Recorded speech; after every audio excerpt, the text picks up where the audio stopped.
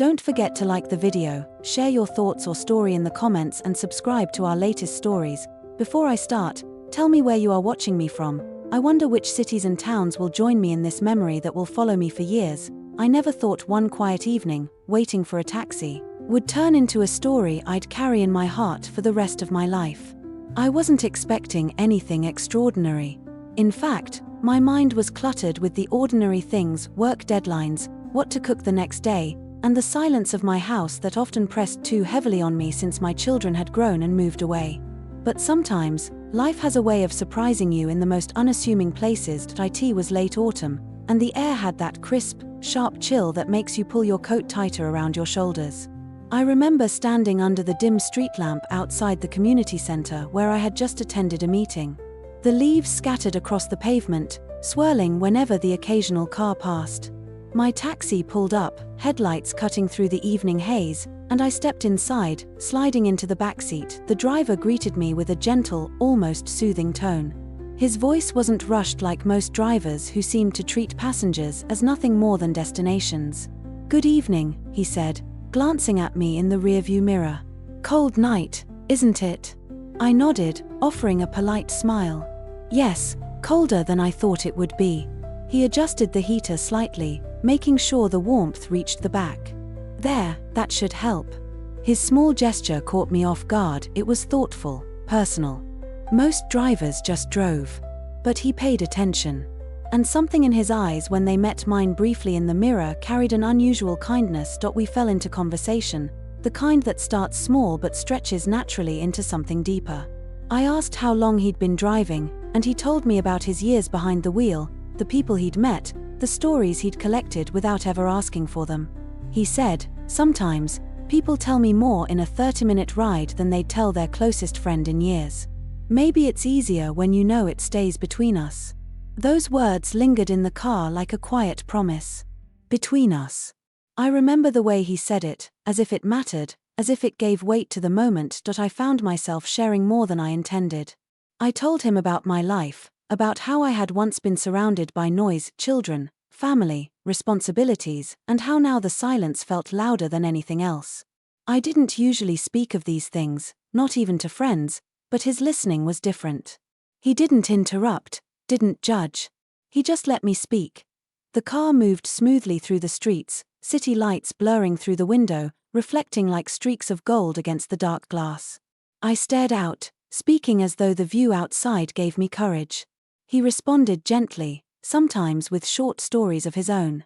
About his struggles, about moments of doubt and resilience.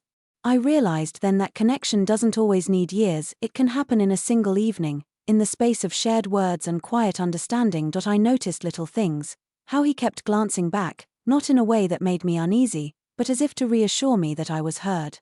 How his hands rested calmly on the wheel, steady and unhurried. His presence carried a strange calmness, the kind that makes you forget time. As we approached my street, I almost regretted the journey coming to an end. It felt as though something meaningful had begun, and I wasn't ready to close the door on it just yet. When the car stopped outside my house, I lingered for a moment, not reaching for the handle. He seemed to notice. "It's funny," he said softly, "how sometimes you meet someone for such a short time, but it doesn't feel short at all." I smiled, though my chest felt tight. "Yes, it feels like more." There was silence, not uncomfortable, but heavy with words unspoken. He leaned slightly toward the mirror, his eyes catching mine. "Don't worry," he added, almost in a whisper. "What you've shared tonight, it stays between us." Those words felt like a balm, and yet also stirred something unexpected in me, a sense of trust, of being seen in a way I hadn't been in years. I finally stepped out, the cold air rushing back around me. But before I could shut the door, he added with a half-smile, "Take care of yourself. The world could use more of your kind of honesty." I closed the door and watched as the taxi disappeared into the night. But long after, I stood there on my front step, the sound of his words echoing. I thought it would be a fleeting moment, sealed in secrecy, forgotten by morning. Yet something told me it wouldn't stay between us, not in the way I thought. Life had other plans, and that night, I realized, sometimes the simplest encounters carry the heaviest meanings. They change the way you see yourself, the way you see the world. And once that change begins, there's no keeping it hidden. The next morning, I told myself it was just a conversation with a stranger. Nothing more. I tried to tuck it away as one of those odd little episodes in life that happen once, then fade into the blur of ordinary days. But somehow, it didn't fade. His words lingered. The way he said, "It stays between us," kept circling in my mind like a melody I couldn't forget. I noticed it when I made my morning coffee. The kitchen was quiet, the hum of the refrigerator the only sound. I stood by the window, holding my mug, looking out at the street, and for some reason, I found myself thinking, will I ever see him again? That question surprised me. Why would I even want to?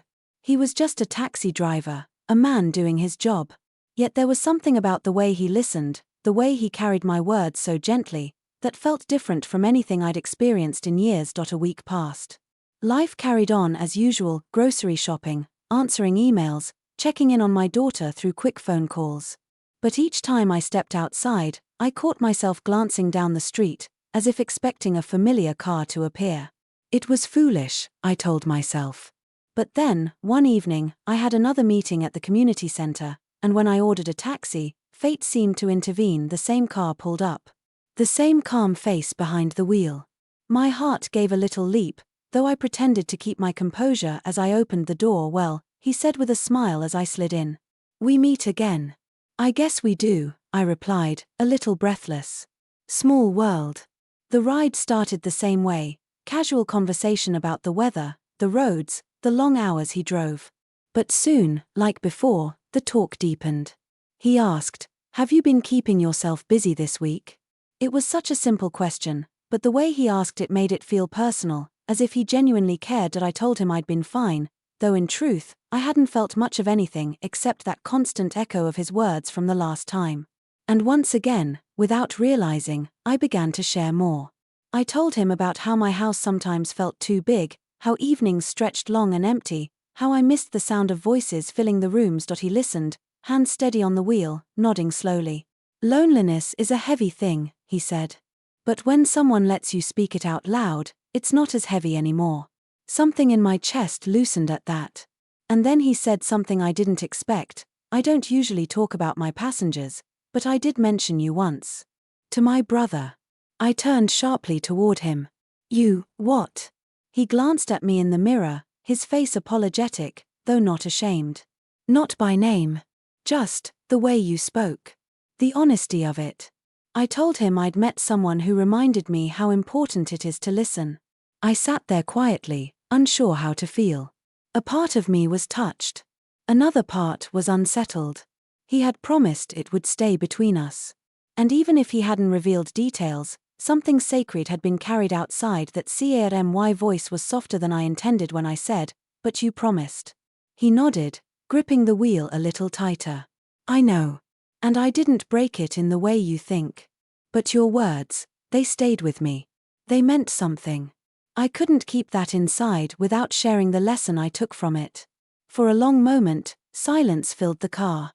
The city lights passed in streams of color outside the window.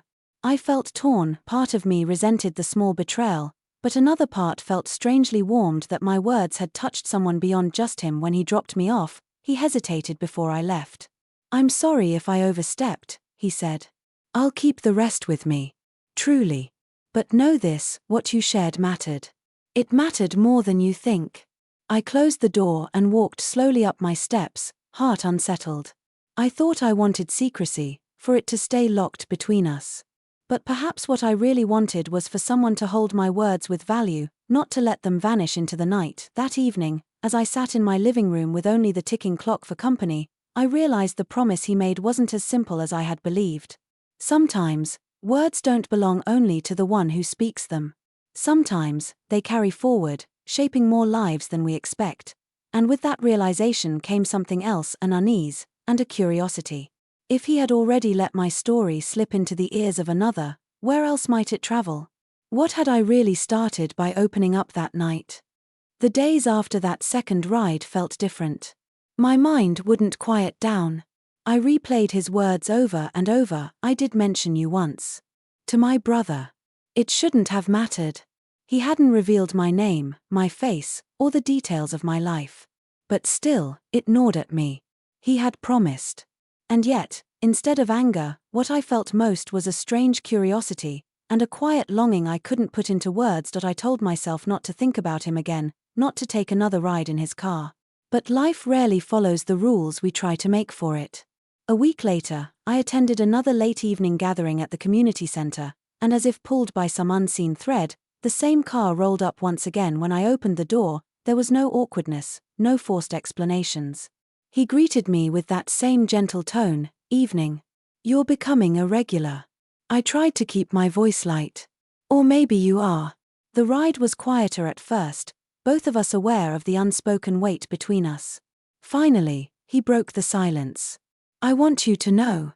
I've thought about that promise. I regret saying what I did. You trusted me. I should have honored that more carefully." His honesty disarmed me.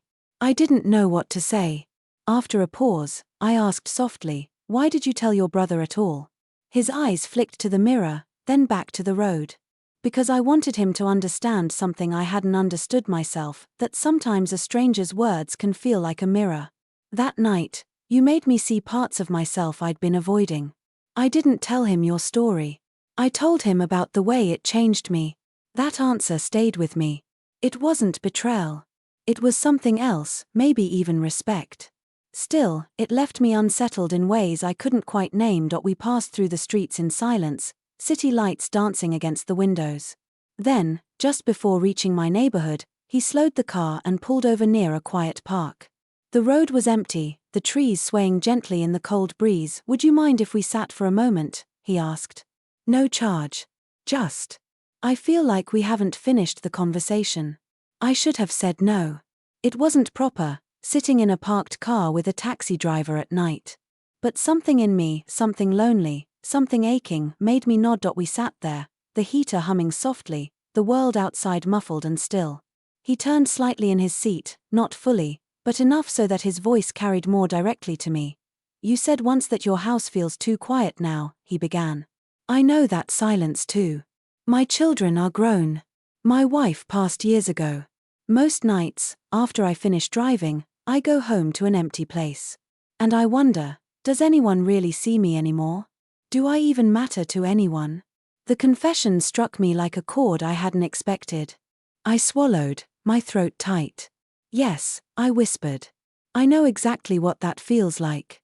For a long moment, we just sat there, two people in a parked car, the weight of our shared loneliness filling the air. But it didn't feel heavy. It felt understood. "Finally," he said quietly, "sometimes we don't need promises to keep things between us. Sometimes what binds us is the simple knowing that someone else carries the same burden." I turned to look at him, really look at him, and for the first time, I saw not just a driver, not just a stranger, but a man who carried his own scars, his own emptiness, and yet still chose to reach out. When he dropped me at my house that night, he didn't say much, and neither did I. But as I closed the door, I realized something important. The story wasn't about whether the promise was kept or broken. It was about the way our words had begun to ripple, not just in his life or mine, but in the quiet space between us. And deep down, I knew this connection, unexpected and delicate as it was far from over. The real test was yet to come. The next time I saw him, it wasn't planned. It wasn't even expected. I had gone out early in the morning for groceries, a mundane errand I usually rushed through without much thought. And there he was, his taxi parked on the edge of the lot, him leaning against the side of the car, sipping from a paper cup. For a moment, I froze. Part of me wanted to pretend I hadn't noticed. But he looked up, saw me, and raised a hand in greeting. "It was too late to turn away. Morning," he said as I approached, his voice warm, steady, the way it always was. "Didn't think I'd see you here." "I could say the same," I replied, clutching the strap of my bag. "This is a little different from our usual meetings." He chuckled. "Yes, no late nights, no quiet drives. Just daylight and shopping carts." Something about that made me laugh, and the tension between us loosened. We stood there talking, not as driver and passenger, but as two people crossing paths again, as if the world kept nudging us toward each other. He offered to drive me home, not as a fare but as a neighborly gesture. I hesitated, but then I agreed. It felt natural, though part of me knew it was also a choice to step deeper into whatever this was becoming. The ride was short, but in that span of minutes, something shifted. He didn't speak of promises this time, nor of regrets. Instead, he asked simple, human questions. What makes you happiest these days? What did you used to dream about, before life got busy? They weren't small questions, but they were asked with such genuine interest that I couldn't brush them off. I found myself admitting things I hadn't thought about in years: how I once wanted to paint, how I used to sing when I was younger, how life had slowly pulled me away from the things that made me feel alive. He listened, really listened, the way he always did. And then he said something that caught me off guard. You've given me something too. I've been driving for years, meeting people who vanish as quickly as they appear. But you stayed. You let me see you. That's not small. That matters. His words stayed with me. Not like a promise this time, but like a truth I couldn't ignore. When we reached my house, I didn't hurry to leave. We sat there in silence for a while, both of us aware that something had grown between us, not something scandalous, not something reckless, but something real. It was an understanding, a recognition that sometimes life offers you a connection outside the lines of expectation, and you either accept it or let it slip away. I finally said, maybe it doesn't matter if things stay between us or not. Maybe what matters is that, for once, I feel like I've been heard. He nodded, eyes soft. And I feel the same. That's enough for me. I stepped out of the car, the autumn air cool against my face. He didn't drive away right away. He waited until I reached the door, as if making sure I was safe. And as I turned the key and stepped inside, I felt an unfamiliar calm settle over me. That night, sitting alone in my living room, I thought back on how it all began: a single ride, a single conversation, a single promise I thought had been broken. But now I saw it differently. It hadn't been broken. It had been reshaped. What I gave him, he carried forward, not to betray me, but to honor me. And in doing so, he gave me back something I hadn't known I'd lost: a reminder that my voice still mattered, that I still mattered. The story didn't end with a grand gesture, or with dramatic confessions. It ended quietly, with a simple truth: sometimes, the people we least expect become the ones who help us see ourselves again. And though I don't know where life will take us from here, I know this: what began in the back of a taxi became more than a ride. It became a turning point. And I will carry that with me, always.